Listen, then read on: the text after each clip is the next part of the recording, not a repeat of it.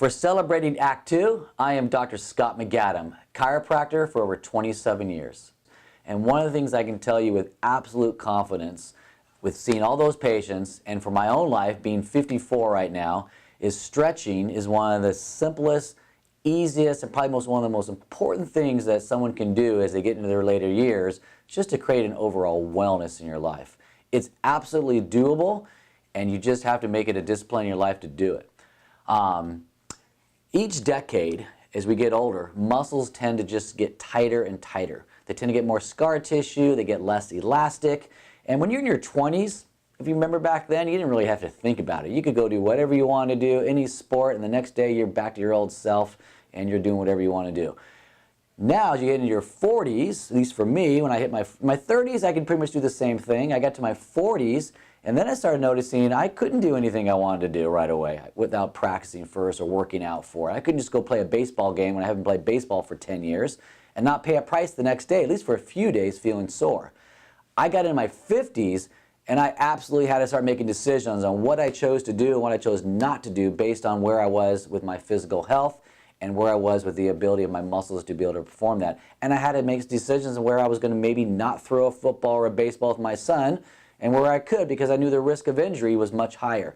Well, stretching is one of those things that you can do that can absolutely help you continue to do those kind of things and not hopefully pay a serious price of a serious injury, like a torn muscle or a rotator cuff tear, or just feeling really sore for the next 4 or 5 days after doing something fun on a weekend. So I'm going to show you some very simple stretches that you can do every day. And my recommendation, similar to brushing your teeth, my guess is you have chosen a certain time of day when you brush your teeth. Most people, it's in the morning when they wake up and before they go to bed. And why is that? Because it happens consistently then every single time you don't miss brushing your teeth or flossing your teeth.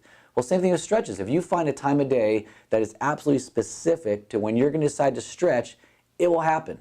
If you don't do that, my guess is you're probably not going to get real consistent with this stretching regimen in your life. So my recommendation is first thing in the morning before you hit the floor, your feet hit the floor, you start stretching. Set your snooze if you want. You can literally do the stretches I'm going to show you right now laying in bed as you're waiting for your snooze to go off again, and warm up in bed stretching your lower back. And then you swing your legs off the floor, which I'll show you now, and you're going to be able to do your neck stretches. And then repeat that when you go to bed at night. Before you hit the sack, you're going to sit there and do your neck stretches, and then lay back in bed, do your low back stretches, and then time to go to bed. If you do that every day, twice a day, I promise you, within 30 to 60 days, you are absolutely going to see a significant change in overall how you feel and your abilities. I promise you that. So let's start with the neck stretches. So these, again, you could just do sitting up on your bed at night, right? Getting in bed or waking up in the morning, you sit here, always put one hand behind you, okay? So you're going to feel that, stretch that shoulder a little bit. You're going to grab the side of the head with this hand, and you're going to pull. And the key here is pulling gently, not to where you create any pain. It's okay to feel a little tension, but if you start feeling any pain, it's going to be too much. You're going to get sore. And why is that? Because we're going to have you stretch for 60 seconds, which basically equals an eternity. If you're not used to stretching for 60 seconds, it's going to feel like an eternity. Most of us stretch for 10 seconds, 15, and we're done. 60 seconds is critical as we're doing these. Now you can go to this side, because it's changing something called a Golgi tendon reflex. It's basically like a sensor in the muscle, and you're resetting that. And when you reset that sensor, it says, oh, this is a new length that we need to be at now.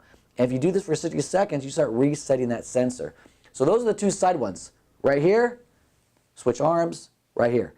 The second two you're going to do is same thing. Arm goes behind you, but now you're pulling from behind your head, and you're pulling down at a 45-degree angle.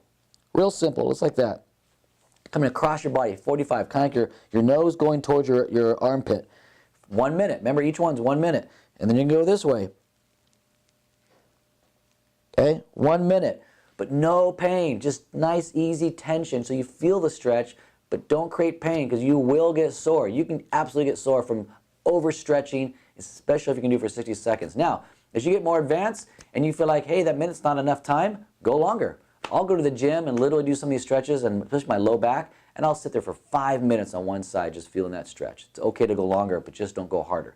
Okay, now let's go to the lower back. So now, laying in bed, either morning or afternoon, and you start off with a very simple knee to chest. Grab the knee here, relaxed, and just pulling it toward your chest until you feel some nice tension.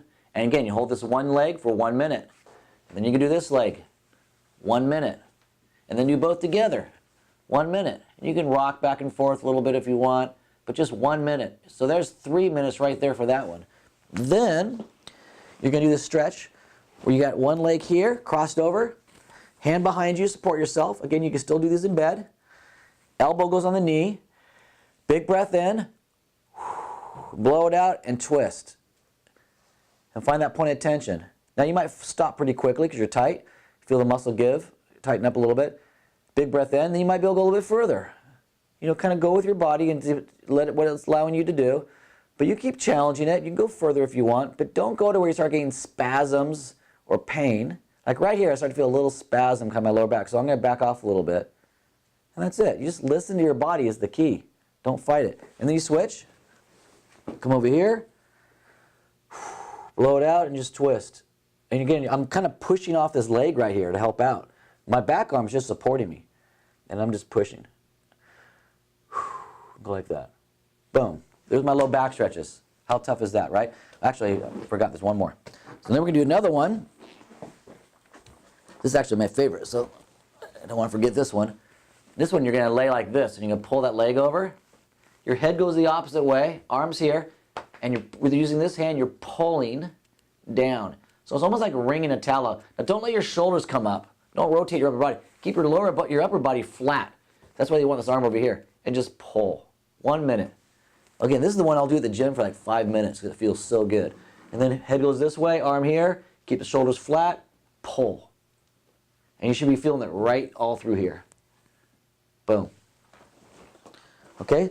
So how hard is that? That's something we all can do every single day, and it'll make a huge difference in your life. Well, I hope that helps. Again, it's all about making choices and making decisions on a consistent daily basis. If you ever need a chiropractor, I encourage you to reach out and find a chiropractor near you. If I could ever help you find one in your area or you live in my area, I'm happy to be able to sit down with you and see if we can help you find more vitality in your life.